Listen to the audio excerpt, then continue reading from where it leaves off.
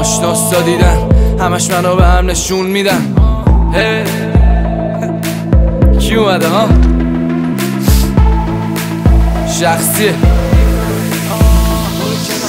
من در نمیزنم میام با لگد، جایی نمیرم اینجام تا ابد. نرم میرم واسه حل هرچی سختی، ما از اولم با مسائل کله ور میرفتیم. اصلا سرم که درد نمیکنه واسه درد سر، ولی با از ضربه زد بعدشم کله کرد. دلم هم سیر باشه باز فکر گرسنه است، تومام درشتن من لقمام درست است. یه سریا میبرن تا میخورن لطمه، اینا گنده علکیان همش حجمه. اینا نکته نسنجیدن فقط حجمه، دوتا جمله قشنگ میگن عمل کشکه. یه لقمه چپم میشن اصلا مزه، الان وقت هضمه، بعدش خواب خوب میچسبه. اینا فکر کردن همه چی به لفظه، نه نرسیده مغزشون. چرخه غذا منظم